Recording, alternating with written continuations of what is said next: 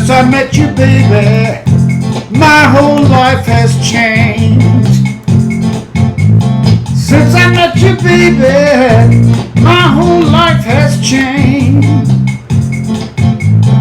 Since I met you, baby, I'm a happy man. Hey! I don't need nobody to tell my troubles to. I don't need nobody to tell my troubles to. Since I met you, baby, all I need is you. One more time. Since I met you, baby, my whole life has changed. Yeah, yeah, yeah. Since I met you, baby, my whole life has changed. Since I met you, baby, they say alligators not the same.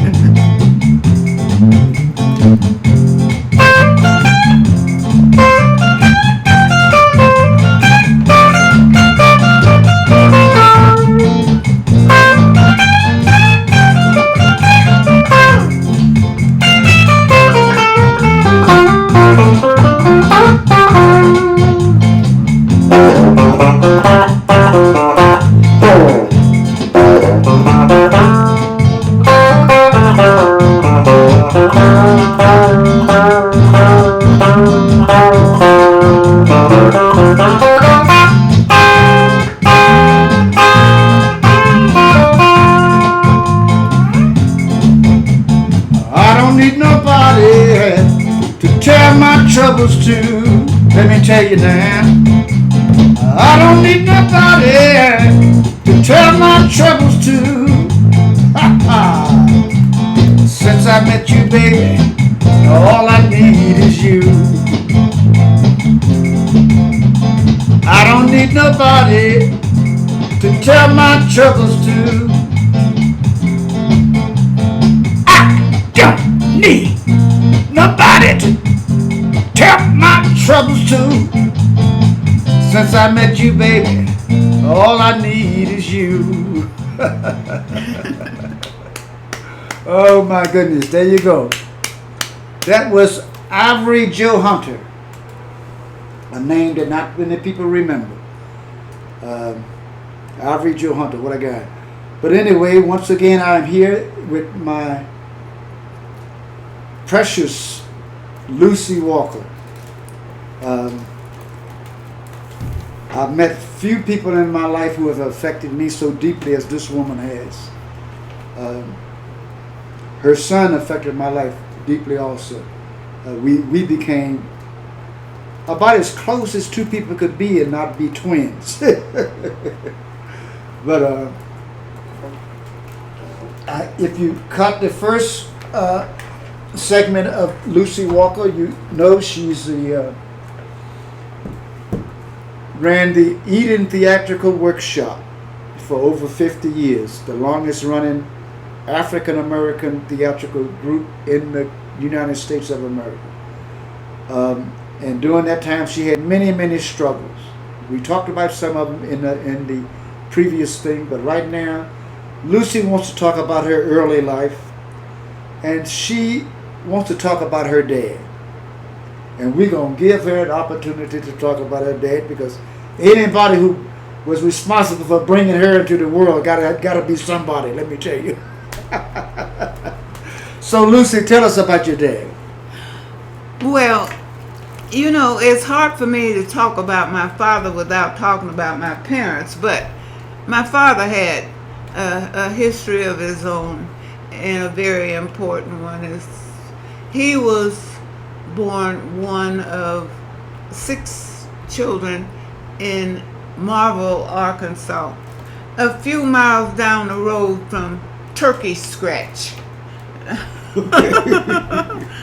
And they moved to Helena, and my father only went to school to the 4th grade because he was the oldest boy. He had to work. And he needed to work picking cotton. That's what their family did in Helena.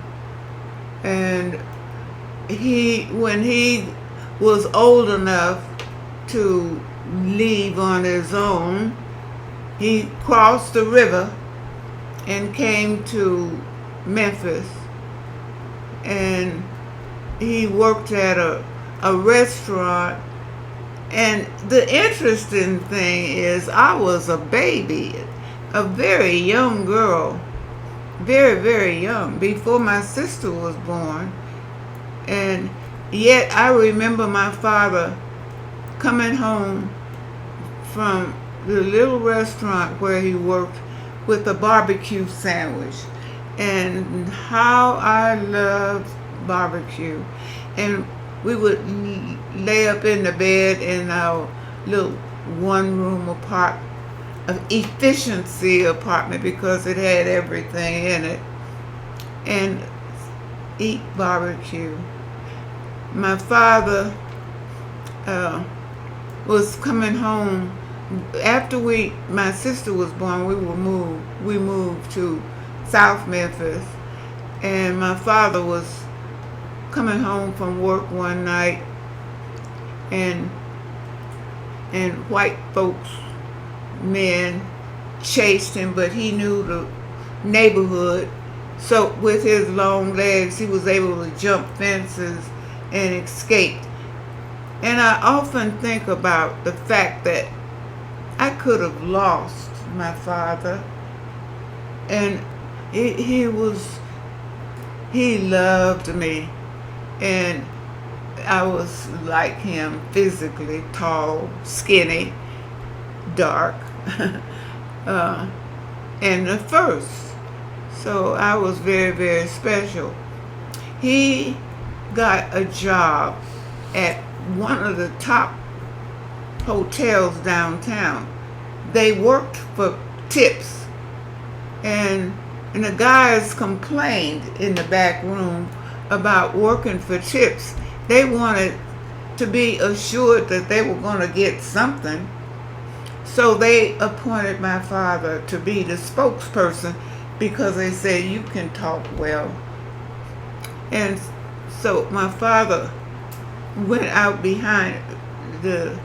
front of the swinging doors, faced the man who was sitting at the back of the restaurant counting his money.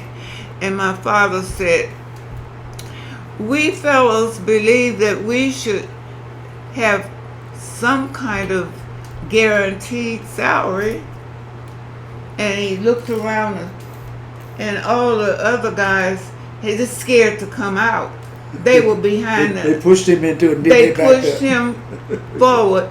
And so the man said, well, I tell you, Brown, you fired. And my father came home. He didn't know what to do. And my mama was always had a way of making ends meet. So she didn't have to, because she grew up with plenty.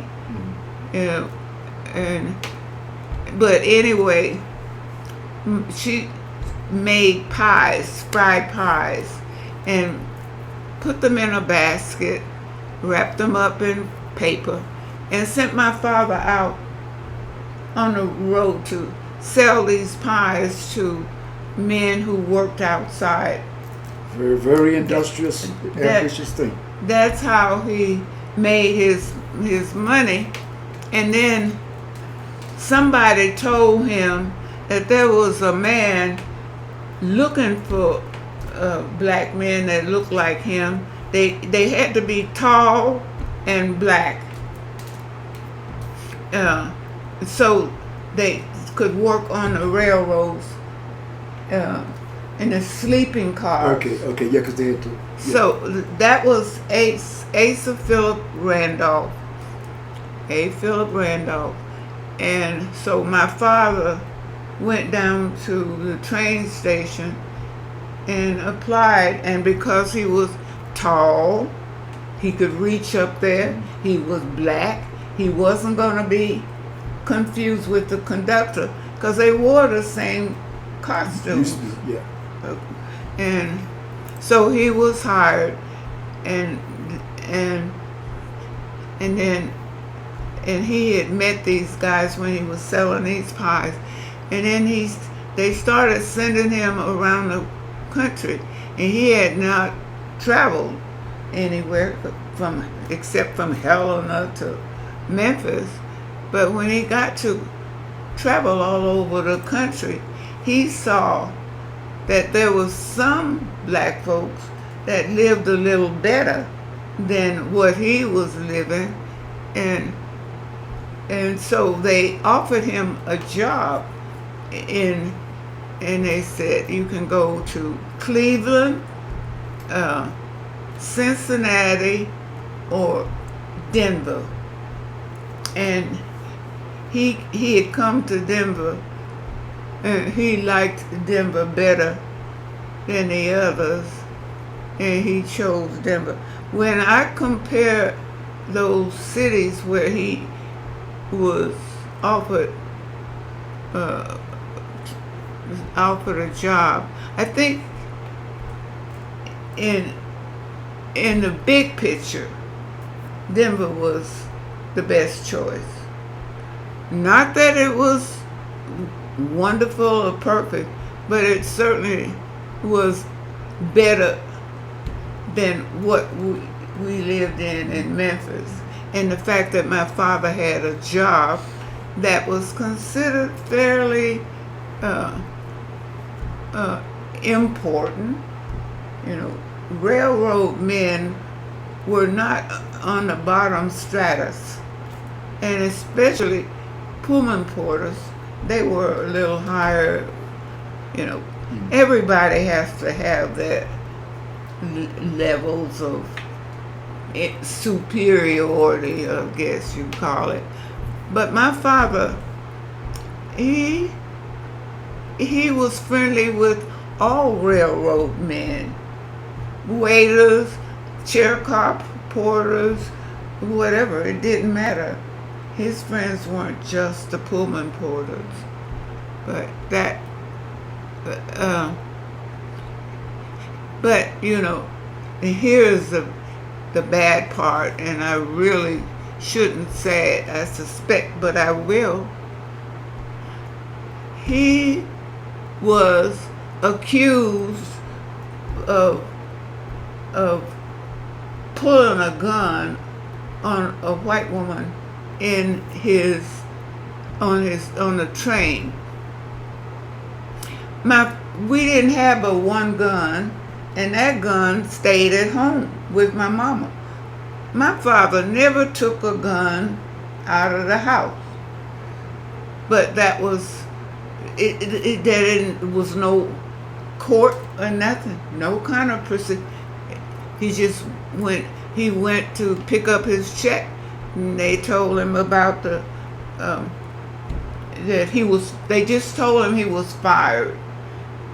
And I have a cousin that lives in Chicago, and they have a Pullman museum there. And so I had her to look it up, and she found the piece of paper that said that the reason there was no trial, there was nothing to. My father was not a violent person. Anybody that knew him would say that. I wouldn't say that about my mama if you pushed her, but my father was very gentle. No, and he didn't need to. No, I won't say the word. He didn't need sex that bad that he had to take it. I think he did something, step over the line, because back in those days, I know how it was back in those days. He stepped over the line, and they wanted to get rid of him. And back in those days, you could accuse someone of his standing of anything. And no court or nothing. Yeah. It was that. And he came home, and I remember my mama said, "Oh, Brown, what are we gonna do?" She didn't know how we were gonna make it. But my father was resourceful. Both of them were resourceful. So he went down on the Five Points, which was the place where black folks hung out at that time. And there was a guy had a barber shop down there, and his name was Walker. And he agreed to train my father to be a barber. And so that's what he did until he had his strokes and couldn't barber no more. Eventually, he had his own barber shop, and he asked me for a name, and I said, "You want to be listed at the top of the list of barbers, so it's going to be A1 Tonsorial, not barbershop. Tonsorial is very sophisticated." Yes. And that's what he He did until he had his stroke, and he had to give it all up. Isn't that wonderful? You know, back in those days, people had to adapt in order to survive, especially since they weren't allowed. Many avenues were just not open to certain types of people in this country. That has changed, although today they seem to want to turn the clock back. But but that's another story. So your father had an immense effect on you as a human being. I'm sure he did. Both my mother and my father. And my mother, I have an interesting story about my mother the next time you want to hear another story. I have a very, very interesting story about her. Well, why don't you give it to us? Give it to tell Give me. it to you? Yes. Oh. My mother. In the first place, her middle name was Thompson, named for a white woman that lived in the area where they lived. This was a white woman who apparently had no problems with people being black. Liberals did. Yeah, and she would allow my grandmother to sit on her porch, which was something you didn't do in the South. In those days, yeah. You didn't go in the front door. I got stories about that. I broke every law they had about race in the South. I wouldn't abide by any of it. Well, anyway, my mother, my grandmother was sired by the Confederate general. Oh, I remember you telling me about that. Yeah. And I think because of him having maybe some kind of semblance of honesty or whatever, he gave my grandmother, when she got married, everything she needed. Cows, horses, pigs, chickens, fruit trees. They didn't pick cotton. And they had everything. That is interesting that a Confederate general would have that much feeling for one of his black offsprings, that he would look after them like that. That is very rare. Very rare. And years later, I tried to get in touch with some of those people, with his family, but they weren't interested. Yeah. They weren't interested. And besides that, they all have names listed that you can't get in touch with them. Yeah. But I didn't want anything.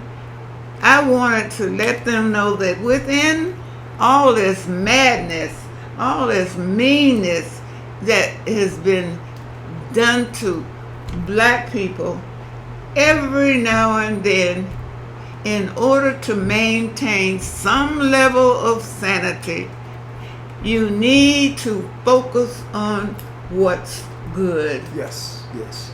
If you fill your soul and body with anger, with all the anger that is thrown at you, it will make you sick.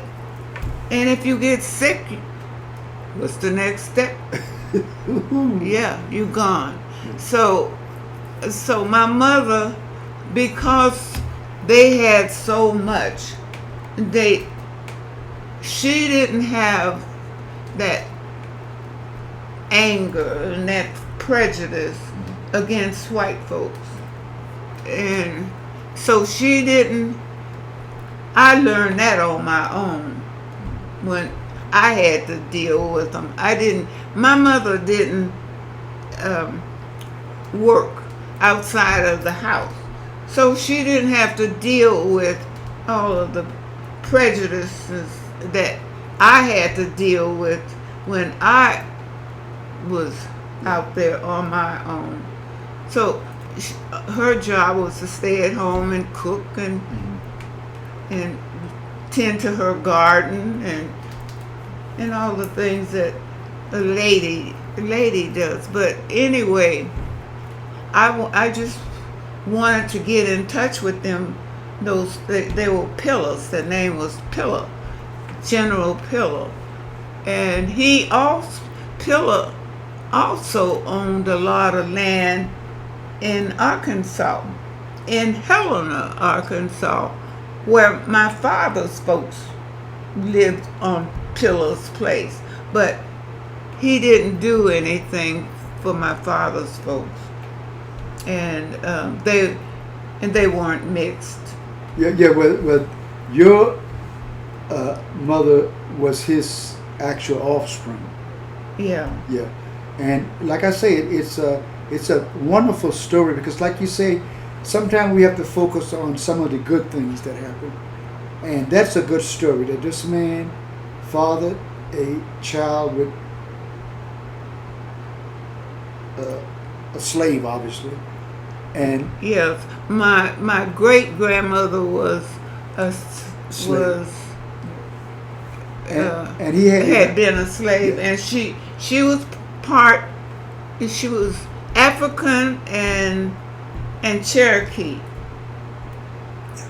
There's a lot. You find a lot of that in the South. There was a lot of intermarrying between the Indians and the blacks in the South. And I have a lot of interest in the history of the Cherokees, but I don't have a way to focus on getting in touch with anybody. But we have an Indian organization here in Denver, and I used to be some kind of way connected with them, but of course now that I don't drive and don't get around much and don't have transportation, there's very little I can do. But I said, who knows? One day something might happen and somebody will make it possible for me to get in touch with some of the people that our lives have interacted.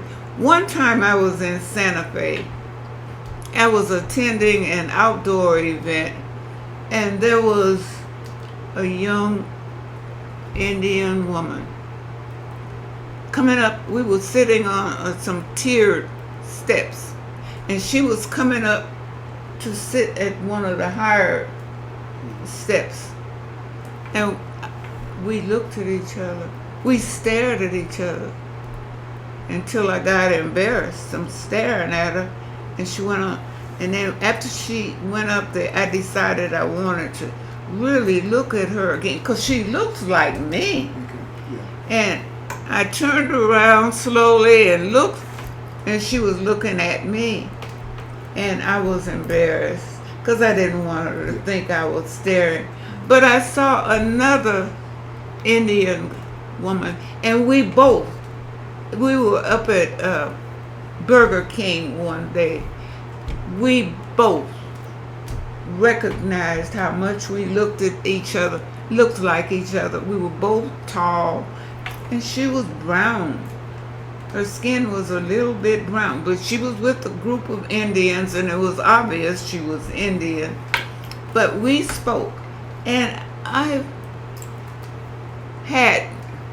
it never occurred to me to try to connect with her, get her name and address and telephone number.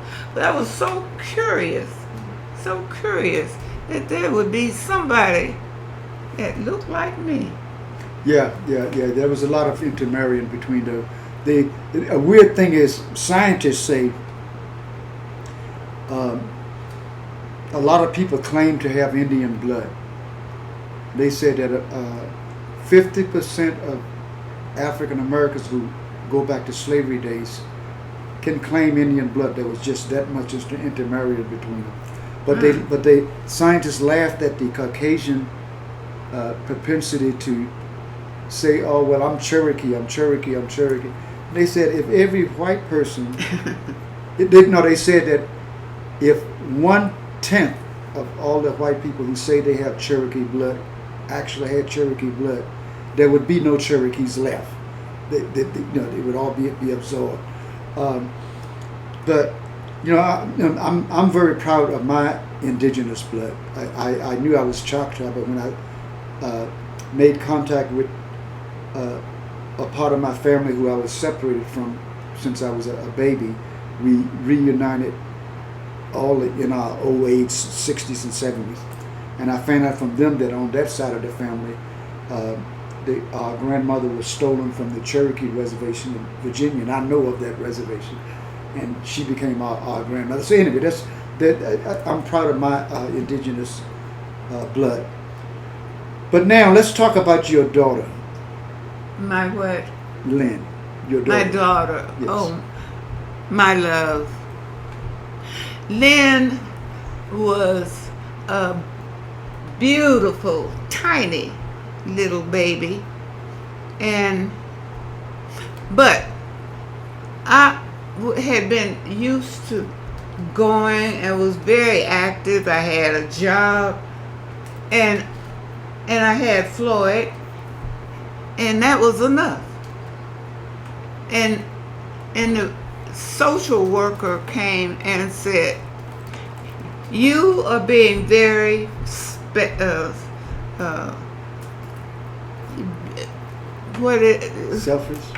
No, selfish. Yeah. You're being very selfish if you're going to raise this boy without a playmate."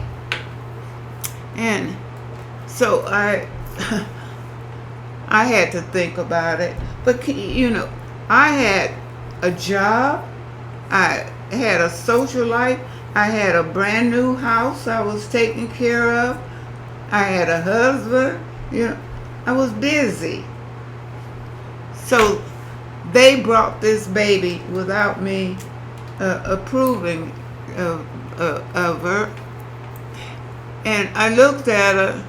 She was beautiful. She was a tiny, tiny little doll. But they took off her hat, and she had no hair. And there was just a little sprig of hair in the very back of her head. And I said, "I don't want no bald-headed baby." But my mama said, "No problem." My mama believed she could make hair grow on a billiard ball. And I didn't realize that was that kind of situation kind of was possible. It would just come back, yeah. The child's hair grew and grew and grew, and it was beautiful. It was easy to manage and all. And she was a beautiful little girl, and she loved everything that I did with her. She loved to read and to learn, and she was quick. She would learn really quick. Floyd soon got tired of my trying to teach him something, and he didn't want to do it anymore. And Lynn wanted to do it, and I said, well, if both of you can't do it, I'm wasting my time. So I just quit. But she was always extremely eager and capable.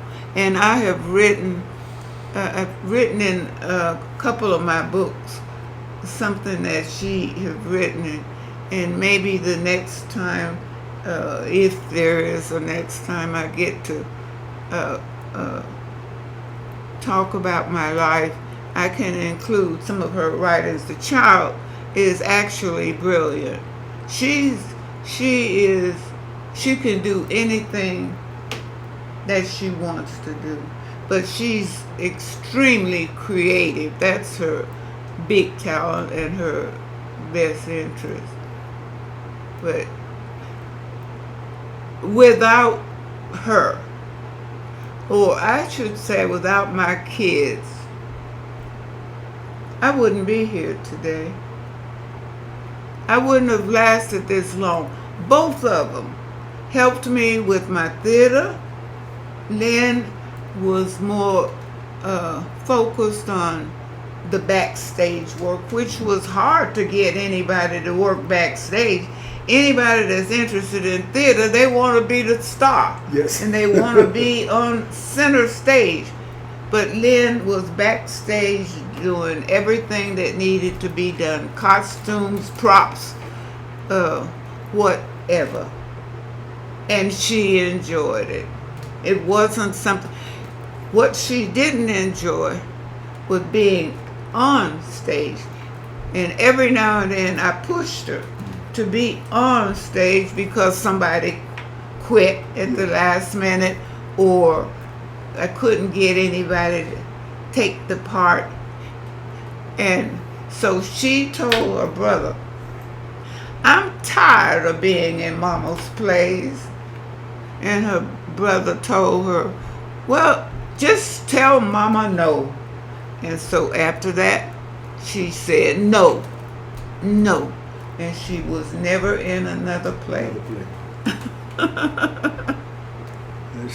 Lynn, I love Lynn.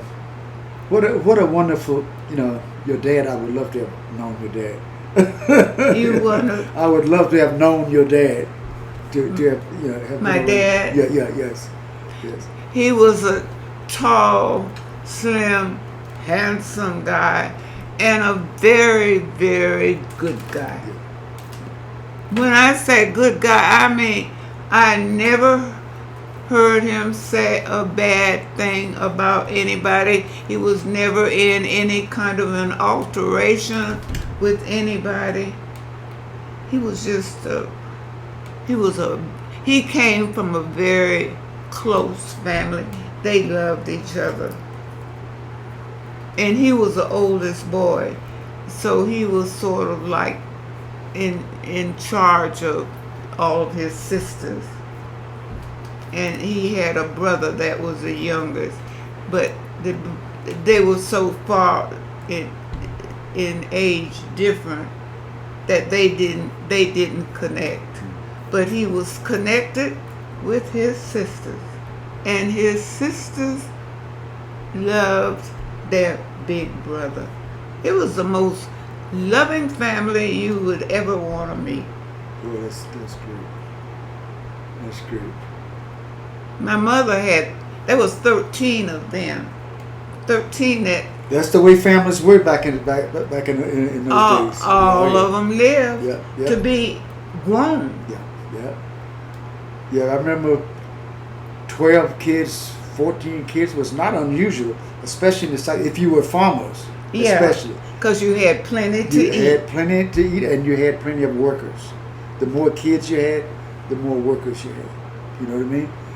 Yeah. And they always had big families, and I'm sure you remember the family reunions every Sunday or something like that. Everybody would come from whoever was, you know. We didn't have a family reunion. The white folks got together on the 4th of July on our property, because my grandmama would barbecue pigs, and she would bake a lot of food so that they could have that picnic up in the park. So that was sort of when the relatives on my grandparents' side would come together to help my grandmother put all this food and kill these hogs so that white folks could barbecue them and cook and that was sort of an informal family reunion. But we never had a real family reunion until a few years ago, when my aunt was going to turn 100. She would have been the oldest one in the family, and that was going to be in Memphis, and it was our first real family reunion. Quite a number of us came from different places, but my aunt, who was going to be 100 on that day in July, died in February. She was 99, so she didn't make it to 100. And it wasn't that she was sick or nothing, but I don't know exactly what all had happened. But after that, we had one other family reunion, and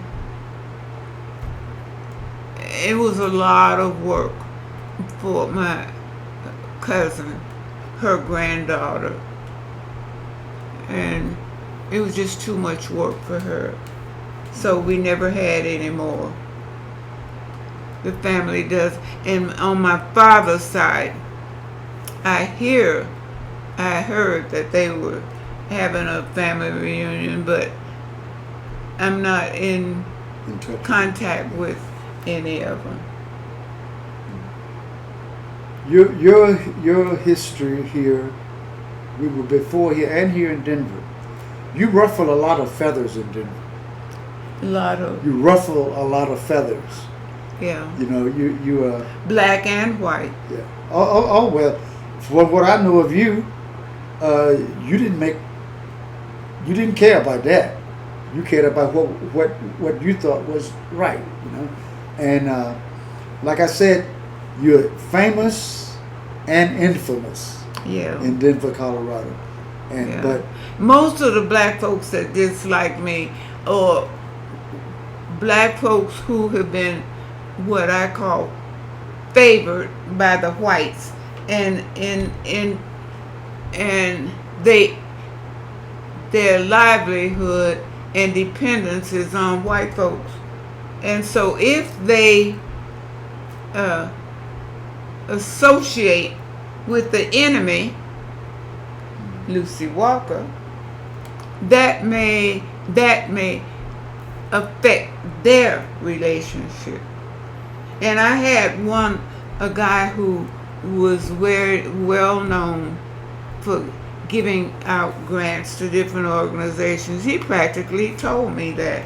He said, when I asked him for support for my theater company, he quickly named another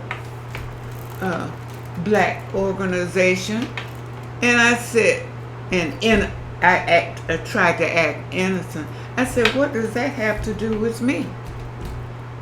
I'm theater, and she's something else, you know? And he said, he hesitated. He wanted to say, but she's black, and he's only going to give to one black. So, you know, any kind of situation of discrimination that you can think of. I experienced it. But at the same time, there were those who ignored it and supported me And supported anyway. you, yes. I have so many people. One of the things that I'm trying to do is to make sure that I make every effort to contact as many of those people who supported me to say thank you for whatever little good times I had. I had it because there were others who helped me. If I had had all enemies, I wouldn't have lasted.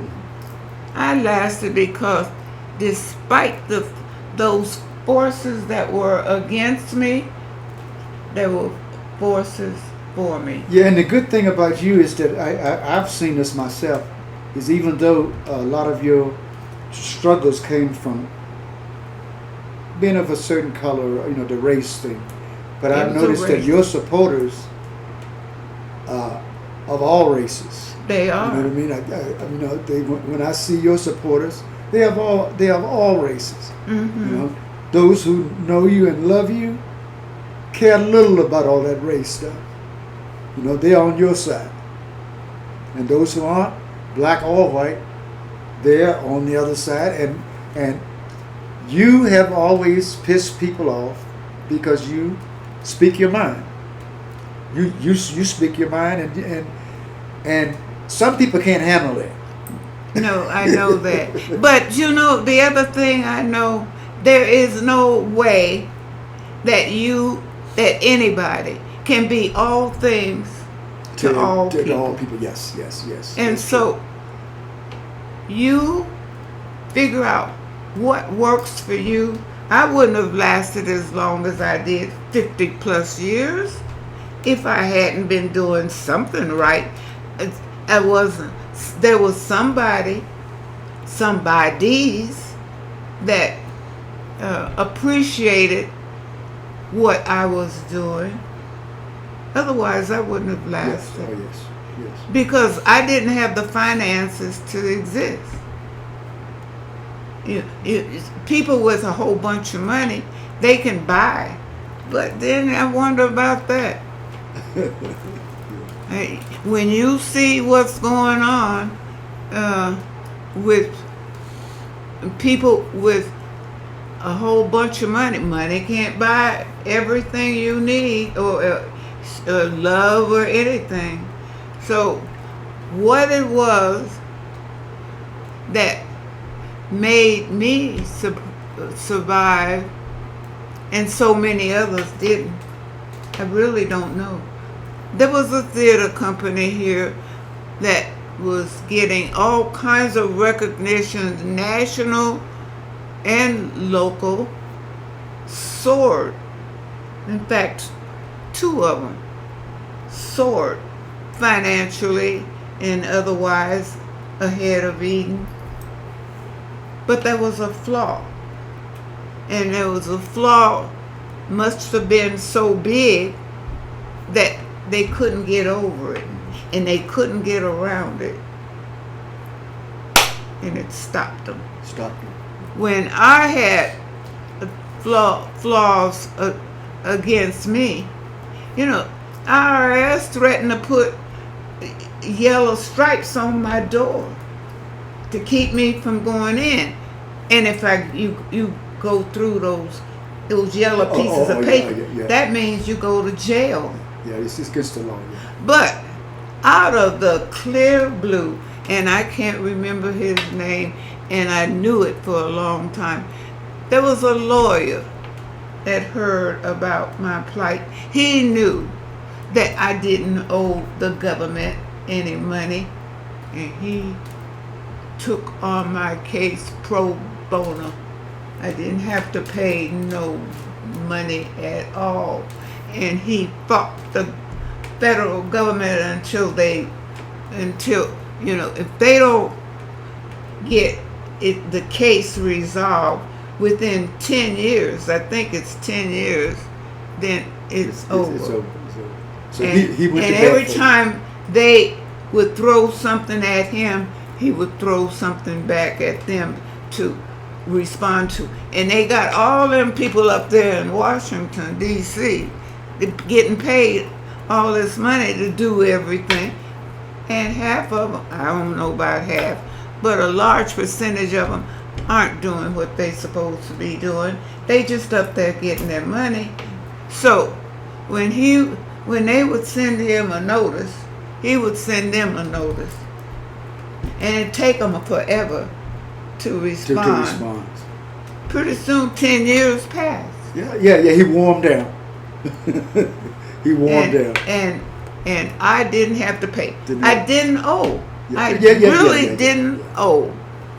And the government owes me today. But I can't get to nobody. Nobody will listen. And they don't accept telegrams anymore. I don't think you can send it. It has to be email or something like that. And I don't believe you can send emails to anybody. I don't know if the people, I don't know what kind of option people have these days for reaching the government. And since the government is supposed to be open to all the people, if they can't do it in Washington, D.C., they got a component in the state, and the state has a component in the city, and the city has a component in the precinct. Somebody should be helping, but I can't get any help. It's well, you know what? You struggle through because we're gonna have to call this here now. They got a storm coming in here to Denver at 3:00, and I want to be in my hotel room when that thing comes. They say it's gonna be flooding and all kinds of stuff. Lucy, we're gonna do this again when I come back on my regular tour. Usually when I come to Denver, I'm here for anywhere from 4 days to a week. This time I came in for only 2 short days. But when I come back on my regular tours and I'm going to be working, I'll be here for at least a week. I'm going to do a full concert with you because I wanted you to sing with me this time, but it didn't work out for you to get here in time enough. Excuse me. But I'm going to come back, when I do come back, I'm going to do a concert where I'm going to play the music and you're going to sing and we're going to have us a ball. Well, but right now, the good thing is you perform primarily for seniors, and maybe seniors are happy to see somebody their age performing. Otherwise, I know that I cannot sing. I've been told that by my son. He told me I couldn't sing, and so. Well, I differ. Okay, listen, I'm going to take you back once again. I'm trying to pick stuff from out of the era that you come from, and me too.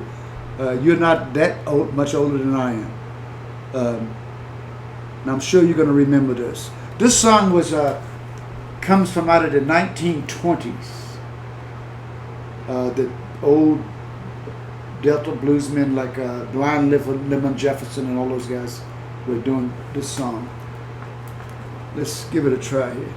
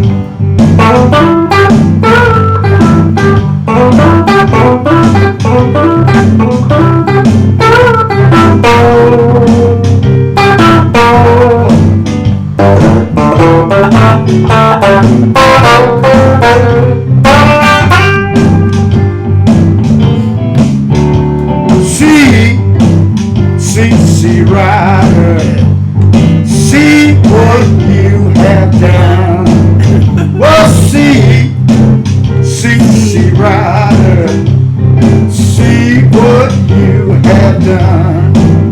Well, you made me love you. Now your man done come. Let me tell you. Well, I'm going away now, baby. I won't be back till fall. Lord, I'm going away now, baby. I won't be back till fall. Let me tell you. And if I find me a new girl, I won't be back at all. Now I got my own lyrics. Here we go. I'm gonna make my home, this is my lyrics, on the water. I don't need land at all. Make my home on the water. I don't need land at all. And if I find me a mermaid, I'm gonna have a ball. Hey!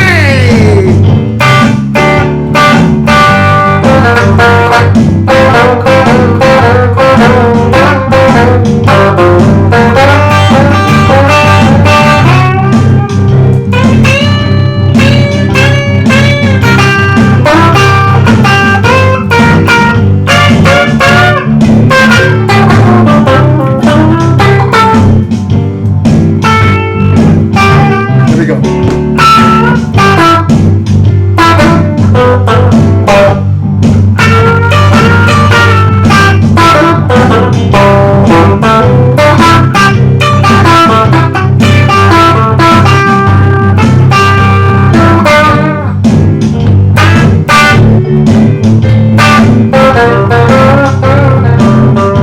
One more time. Find me a new girl. I won't be back at all. And if I find me a new girl, I won't be back at all.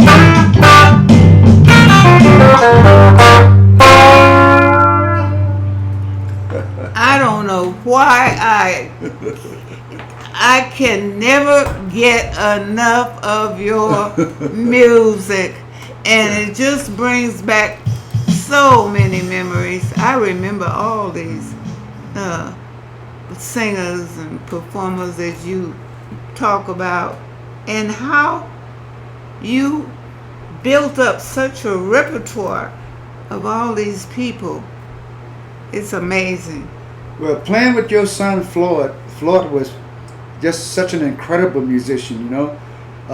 People have told me, they say, you know, Alligator, we've heard you for 50, 60 years, and to tell you the truth, the best you ever sounded when you had Floyd Walker playing with you.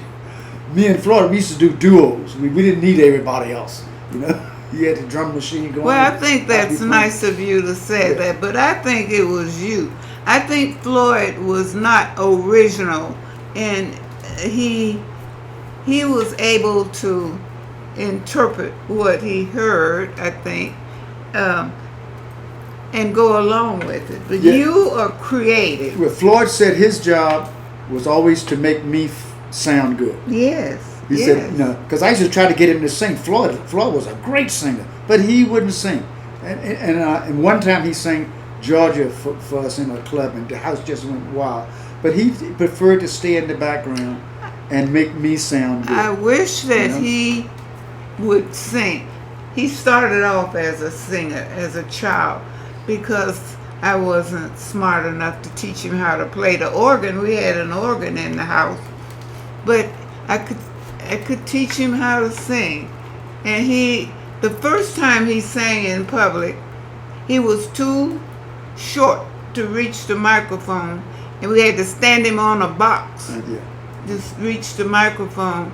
And I'm standing behind him, scared to death that he's gonna stumble and fall.